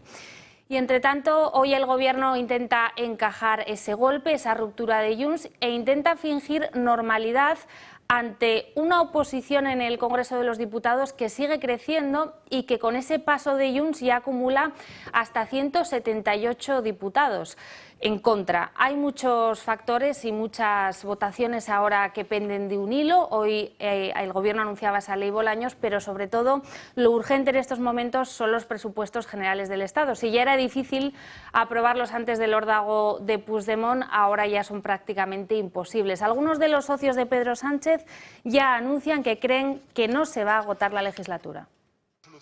Sánchez pretende aferrarse al poder hasta agotar la legislatura, pese a todo y a todos. Recordemos que gracias a Junts, Pedro Sánchez consiguió formar gobierno con 179 votos a favor frente a 171 en contra. La mayoría de la Cámara le otorgó su confianza, pero ahora la situación ha cambiado, con 178 votos en contra, porque se suman los diputados de Junts, con el anuncio de ruptura de Carles Puigdemont, quien verdaderamente está al frente del rumbo del Gobierno de España. Pedro Sánchez se ha quedado sin mayoría en el Congreso y tiene solo dos vías para demostrar, aunque sea evidente, que no ha perdido ese apoyo. La primera opción sería presentar de una vez un proyecto de presupuestos generales y lograr su aprobación, lo que resulta imposible con el no rotundo de Junts. La otra opción pasa por someterse a una moción de confianza y ganarla. Esta segunda vía sería una decisión personal del presidente. Nadie más que él puede activarla, algo que se descarta teniendo en cuenta que no existe posibilidad de que salga airoso de esa situación. Sus socios del Gobierno, Coalición Canaria, ya han solicitado al presidente que se someta a esa cuestión de confianza, para saber, dicen, si hay alternativa en la oposición. Temen que con los presupuestos paralizados,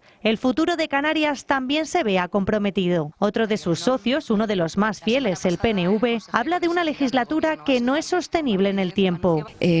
Estamos en una fase en la que ahora hay una mayoría negativa. Si el Partido Socialista, y el Gobierno no consigue aunar una mayoría positiva, pues la verdad esta es una fase ya poco sostenible. Aún así, sabiendo que no tiene respaldo para gobernar, Pedro Sánchez podría usar los presupuestos como excusa para retrasar la convocatoria de elecciones, dejando al país atrapado en un plazo infinito, ya que con el mapa actual los presupuestos nunca saldrían adelante en el Congreso.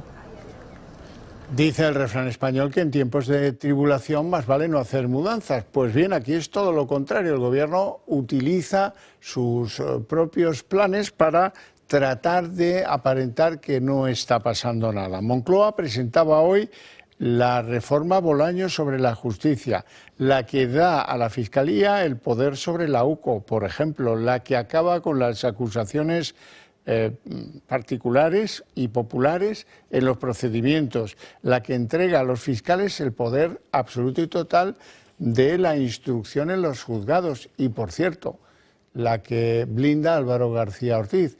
Es una ley que, al no tener apoyos parlamentarios suficientes, pues fracasará previsiblemente, aunque dice Félix Bolaños, su autor, que hoy la ha defendido en la rueda de prensa posterior al Consejo de Ministros, que él piensa llamar a todas las puertas, a la de los independentistas e incluso a la del principal partido de la oposición, al Partido Popular.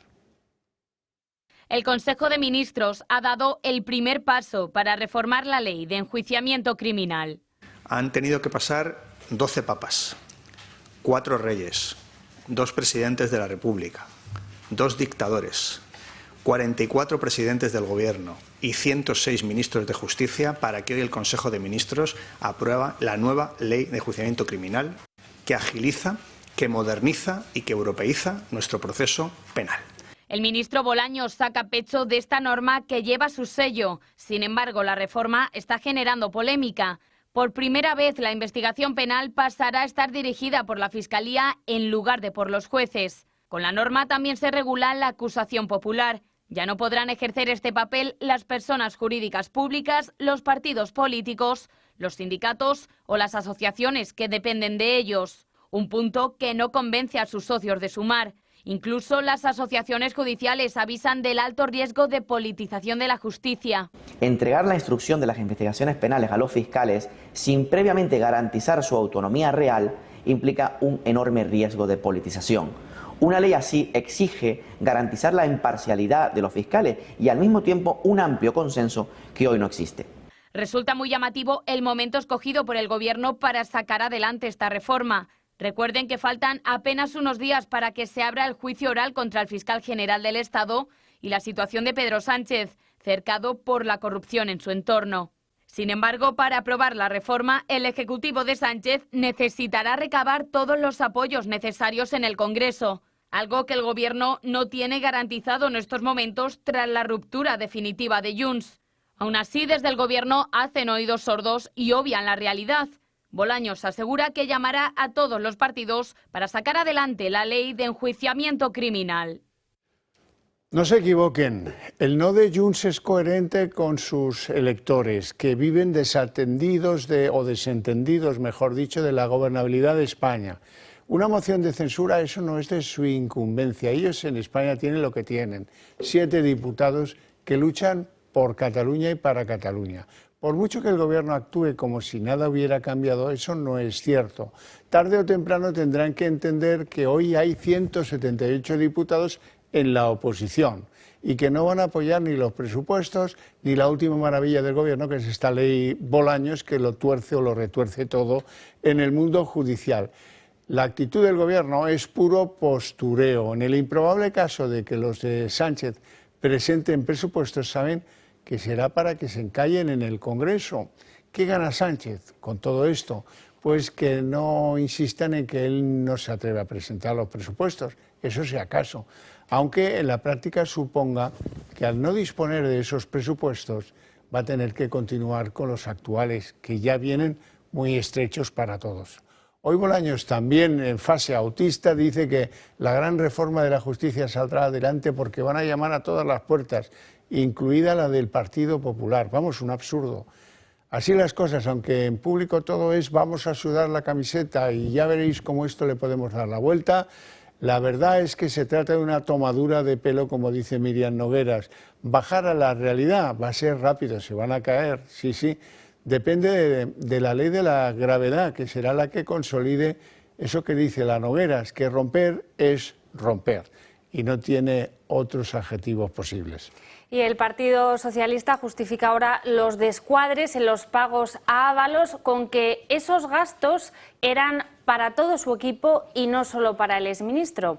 Así consta en un documento que el partido ha remitido hoy al Supremo previa a la declaración de mañana del exgerente Mariano Moreno y de una trabajadora de Ferraz. En total, el Partido Socialista reconoce pagos de 127.000 euros a Ábalos y reconoce además que parte de esos pagos a terceros eran gestionados por Koldo García.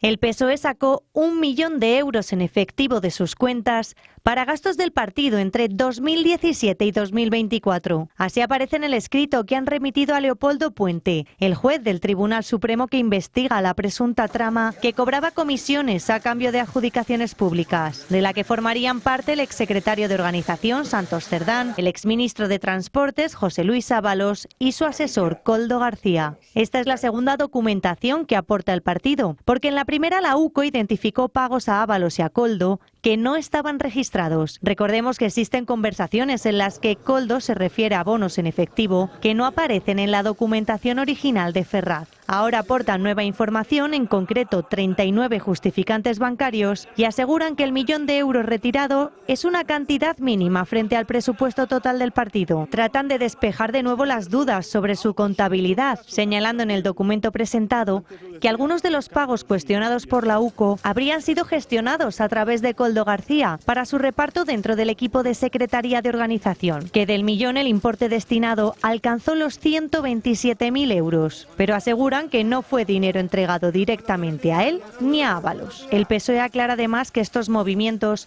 no figuran de manera individualizada en la contabilidad, sino como gastos globales del equipo, y que por eso no se incluyó esta nueva información en un principio. Recordemos además que Pedro Sánchez prohibió los pagos en efectivo de más de 1.000 euros, el mismo día que destituyó a Ábalos, el 10 de julio de 2021. Pero esa norma el PSOE se la ha saltado, al menos en pagos a Santos Cerdán, como uno de 1.072 euros el 30 de septiembre de 2023, incumpliendo el límite legal por lo menos en uno de los pagos certificados, al margen de todos los que pueden no figurar oficialmente en la contabilidad del PSOE.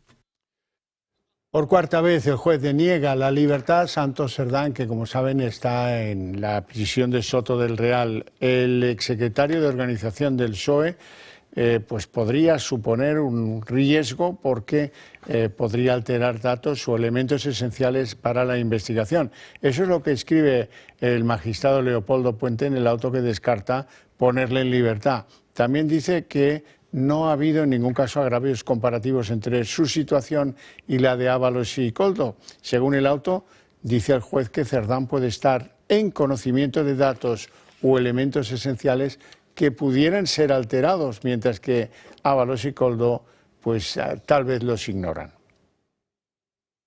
El Tribunal Supremo rechaza por cuarta vez dejar en libertad a Santos Cerdán y descarta un agravio comparativo con José Luis Ábalos y Koldo García. Así lo ha notificado en un auto Leopoldo Puente. El magistrado advierte que todavía no han cambiado las circunstancias que le llevaron a enviar a prisión preventiva a Santos Cerdán. El pasado 17 de octubre, José Luis Ábalos y Koldo García se negaron a declarar en el Supremo, pero el juez rechazó enviarlos a prisión. Una decisión que llevó a los abogados de Santos Cerdán a denunciar un agravio comparativo.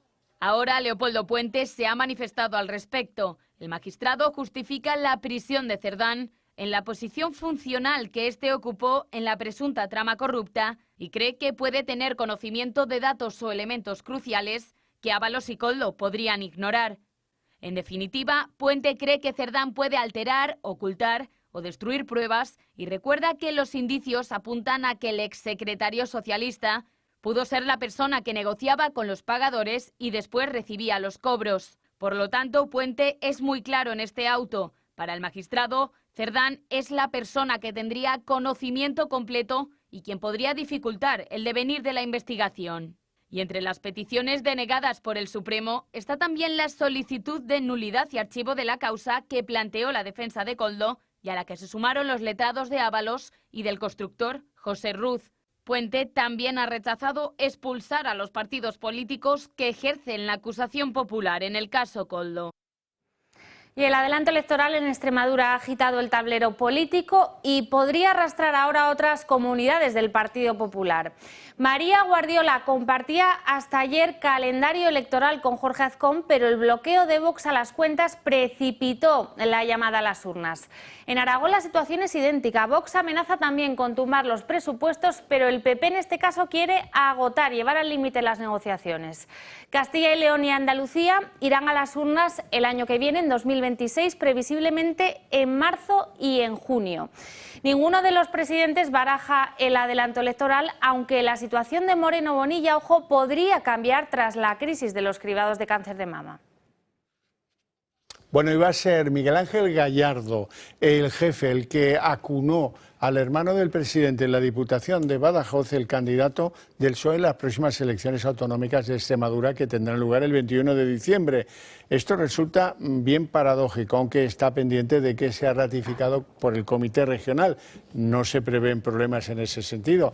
Pero aquí no ha habido primarias y además es la primera vez que se presenta un imputado que tiene previsto enfrentarse a una sentencia condenatoria por la contratación del hermano músico del presidente para pues ser otra vez el candidato socialista disputándole la presidencia a María Guardiola.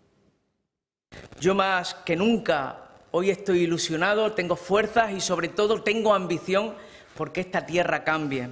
Y lo vamos a demostrar, le vamos a devolver a esta tierra la confianza en lo que somos y volver a demostrar que esta tierra avanza, puede avanzar. Esto es un fracaso político del gobierno de Guardiola que no lo podíamos haber ahorrado y más en Navidad, pero que estoy convencido que los extremeños van a decir que Guardiola se coma los turrones en su casa. Y en la página internacional, Estados Unidos ataca 4 nuevas narcolanchas en el Pacífico Oriental y deja 14 presuntos narcoterroristas sin vida. En total fueron 3 los ataques lanzados por Estados Unidos, donde solo ha habido un superviviente y ningún miembro de las Fuerzas Armadas de Estados Unidos habría fallecido. Con estas 14 víctimas mortales, el número total de muertos en los 13 ataques de Estados Unidos contra presuntos cárteles de la droga ascendería ya desde el pasado mes de septiembre a 57 personas. Y podría haber cambios en Oriente Medio porque Benjamín Netanyahu anuncia en sus cuentas de Twitter un inminente bombardeo contundente contra los palestinos en Gaza. ¿Por qué? Pues porque los de Hamas han entregado los supuestos restos de un rehén que no coinciden con los datos de ADN de los rehenes pendientes de entrega al gobierno de Israel. Así es que estamos todos en vilo esperando a ver qué pasa en Oriente Medio. Bueno, y también estamos en vilo por Jamaica. Así es, el huracán Melissa, que se prevé el más fuerte de la historia de la isla, tocaba tierra este martes a las 4 de la tarde. Es un huracán de fuerza 5, la máxima, y se espera que pueda provocar inundaciones y deslizamientos de tierra por vientos de hasta 290 kilómetros por hora. El llamamiento es de máxima alerta. A su paso por el Caribe, este huracán ya ha dejado 7 muertos. Está previsto que afecte de forma directa a 1,5 millones de personas, la mayoría de ellos en la isla de Jamaica. Allí ya se habrían instalado 800 refugios para población vulnerable. En Estados Unidos, una ONG ya prepara un envío de ayuda humanitaria. Va a llegar a Cuba, también lo hará previsiblemente esta noche, y allí ya hay 600.000 personas evacuadas.